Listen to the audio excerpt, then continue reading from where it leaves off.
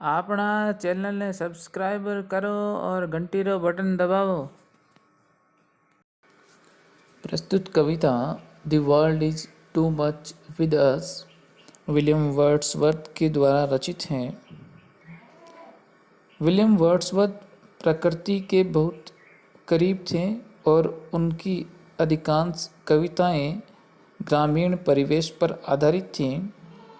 उनका विचार था कि कविता की भाषा सरल एवं सहज होनी चाहिए। यह कविता एक सोनेट है। इसमें कवि भौतिकता में डूबकर प्रकृति की उपेक्षा करने के लिए दुनिया की आलोचना कर रहा है। तो आइए शुरू करते हैं।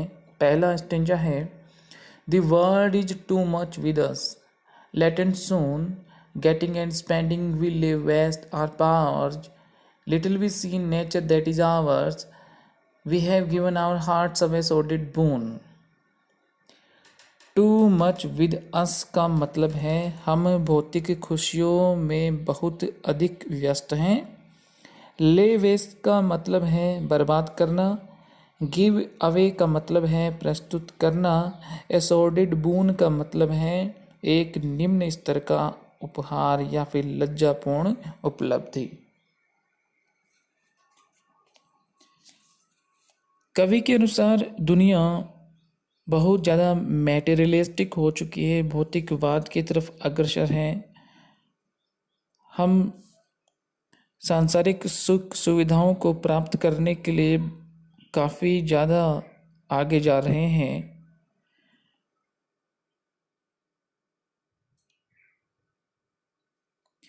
भौतिक खुशियों को एकत्रित करने की चेष्टा में हमने अपनी आत्मा बेच दी है। हमारा विकास प्रकृति की विचित्रताओं को हमसे इतना अलग कर देता है कि हम उस ओर ध्यान ही नहीं लगा पाते। हमने अपने हृदय को जो निम्न स्तरीय उपहार दिया है वह है मानव जाति की भौतिक तरक्की।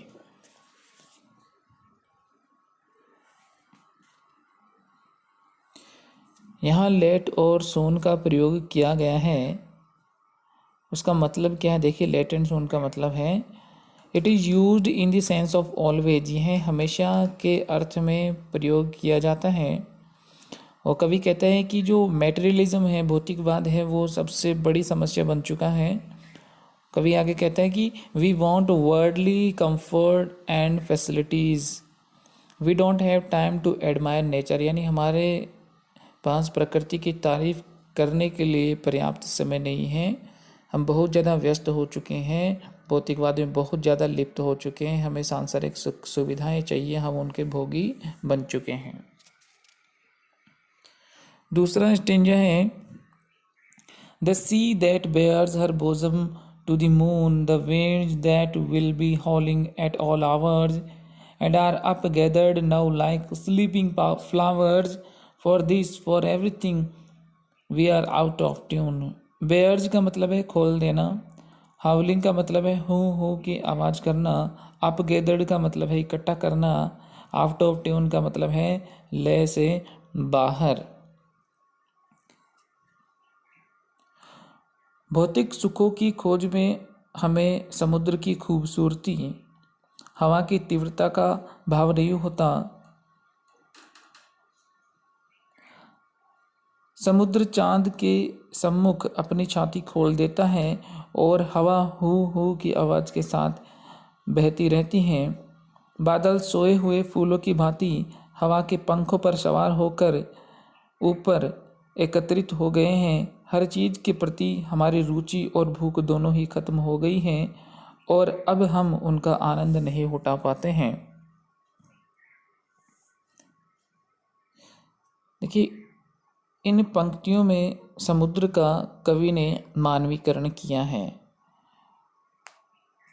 The sea that bares her bosom to the moon, इस लाइन में समुद्र का पर्सोनिफिकेशन किया गया है। वो कहता है the heart of sea is filled with emotions and sentiments, कि समुद्र का जो हृदय है वो भावनाओं से भरा हुआ है।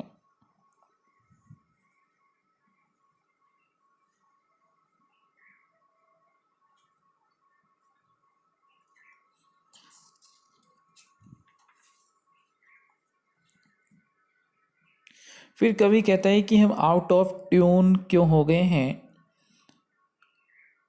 वो कहता है कि आउट ऑफ ट्यून इसलिए हो गए कि हमारी जो प्रकृति के प्रति रुचि थी वह अब धीरे धीरे भौतिकवाद के कारण खत्म होती जा रही है। हमारे पास प्रकृति के खूबसूरत नज़ारों का लुत्फ उठाने का भी समय नहीं रहा है। नेक्स्ट स्टेंज है, it moved us not great God, I would rather be a pagan suckled in a creed outworn, so might I, standing on this pleasantly, have glimpses that would make me less forlorn, have sight of Proteus rising from the sea, or hear old Triton blow his wreathed horn. Pagan एक साधारण सा innocent व्यक्ति जो धर्म में ईसाई धर्म में आस्था नहीं रखता। सकल्ड का मतलब है पालना पोसना, नर्चर करना, पोषित करना। क्रीड का मतलब होता है सिद्धांतों और धार्मिक विश्वासों का एक समूह है। आउट वन का मतलब है पुराने फैशन का। ग्लिम्सिस का मतलब होता है किसी चीज़ का अल्प अनुभव जिससे उसे समझने में मदद मिलती है। ग्लिम्सिस का मतलब झलक भी होती है। फॉरलोन का मतलब है अकेला या उदास। हॉर्न का मतलब होता है, यहाँ शंख के लिए यूज हुआ है, एक पुरातन वाद्य यंत्र यहाँ शंख है। भौतिक दुनिया से हमारा अत्यधिक लगाव देखकर कवि को बहुत सदमा पहुँचता है, वह बहुत आहत हुआ है। वह कहता है ग्रेट गॉड, वह सोचता है अच्छा होता यदि वह एक धर्मावलंबी न होता, क्योंकि तब तक उसे भले ही आधुनिक धर्म में आस्था न रहती, कम से कम वह प्रकृति से तो जुड़ा रहता, हर तत्व में ईश्वर का दर्शन तो कर लेता।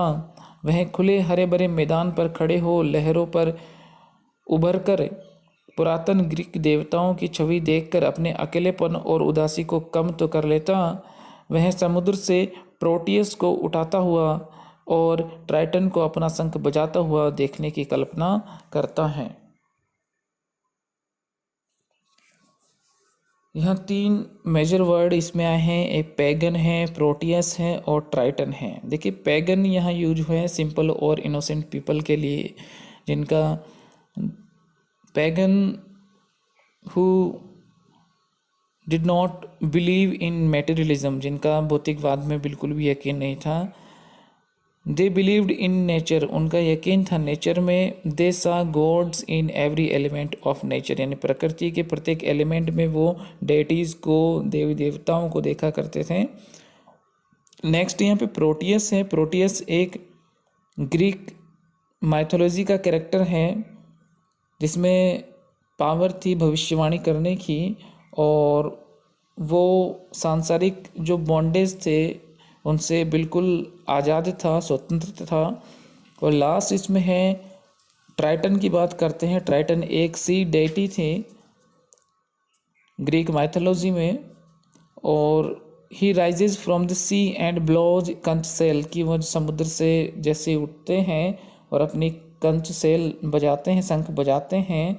तो he has come out of materialistic world, की वह भी भौतिकवाद संसार से काफ़ी परहेज रखते थे, उसे काफ़ी ऊपर आ चुके। तो इनकी तरह पैगन, प्रोटियस और ट्राइटन की तरह कवि चाहता है कि हम सभी भी भौतिकवाद से दूर रहे, हमारे पास प्रकृति को समझने के लिए पर्याप्त समय हो। क्योंकि विलियम वर्ड्सवर्थ की जो कविताएं हैं, प्रकृति उनमें जो मेन सब्जेक्ट था वो रहा था। इससे पहले भी हमने विलियम वर्ड्स की जो पोएम थी डैफोडिल्स, उसके ऊपर एक वीडियो बनाया है, नरगिस के पीले फूल। तो काफ़ी अच्छी पोएम है ये विलियम वर्ड्स की। The world is too much with us.